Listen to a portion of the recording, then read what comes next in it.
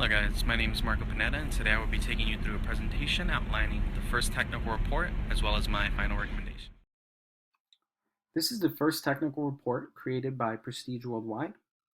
This report develops a cost analysis that investigates the financial effects of using an e-reader versus a conventional paperback book. For a long time, the only way to read a book has been to use a paperback version. However, technology has gotten better and we've been giving more options. One of these options is an e-reader, which is a mobile electronic device designed to digitally display books. In this report, we decided to pick two e-readers. One of them is a Kindle, and the other one is a Barnes & Noble Nook. It is important to note that for the paperback books, we decided to go with a softcover book. This is because on average, we found that hardcover books were more expensive than the softcover ones. In a perfect world, money would not be an issue when having to make a decision. However, in the real world, there's a really big difference. One of the main cons of an e-reader is that there is a large upfront cost. The Amazon Kindle and Barnes & Noble Nook, they both average around $100. As to where a paperback cover, you don't have to worry about that. All you have to worry about is buying the book.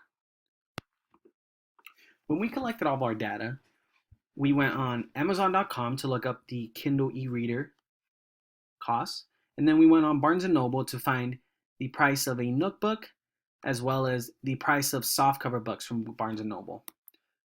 One of the things that makes our report stand out is that we included the sales tax cost of buying the book as well as the cost of fuel.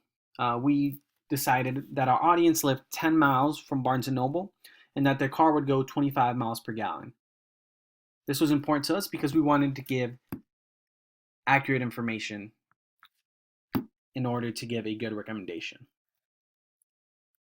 The next step in our report was to pick an audience. We decided to actually go with two audiences. Our first would be an avid reader. This reader reads 52 books a year, and these books come from the New York Times bestsellers list. Our other audience is a casual reader who reads 12 books a year. Neither of our audiences are age specific. We decided to do two audiences so that we could give a recommendation to a larger group of people. All right, next up, we're going to move on to our team members. Obviously, you have me. You saw me in the beginning. I was in charge of the executive summary as well as the video, the progress report video. Over here on the left, we have Blake Schneider. He was in charge of writing as well as the Excel programming. Here we have Matt Farrar. He was in charge of the graphs as well as the writing and the research. Then we have David Westberg. He did research, innovation, and he also pitched in with some writing. Our other group members are Peter, here next to Sparky. He was in charge of photography as well as writing. And lastly, we have Aurora. She did the equations and she set up the outline. In order to make a good recommendation, we used a variety of equations as well as a variety of graphs. In order to keep things short and sweet, I settled it down to two graphs. So here we have the cost of reading 52 books a year and the cost of reading 12 books a year. So this addresses both of our audiences. Now let me explain these graphs a little bit. This graph here displays how much it would cost over 5 years to purchase books on the Nook, books on the Kindle, and books on the softcover.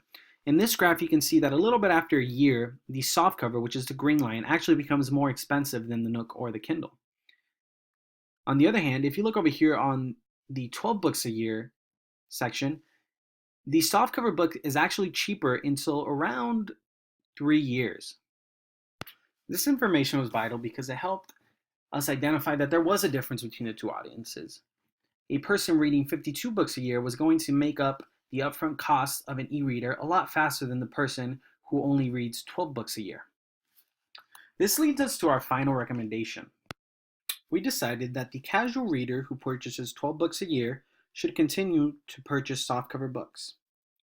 It would take the casual reader 3 to 5 years in order to start seeing a gain on their initial e-reader investment. So ultimately, we decided that it'd just be smarter with them to just stick with the softcover books.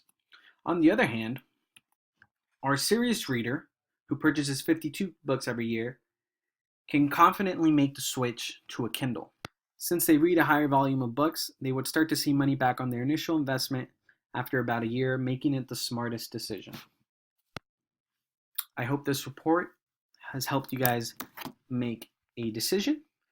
If you guys wanted to look at more of the details or look at the equations and other graphs we use more in depth, please go to our report. In there we have the net present value equations as well as our cash flow diagrams. Thank you guys.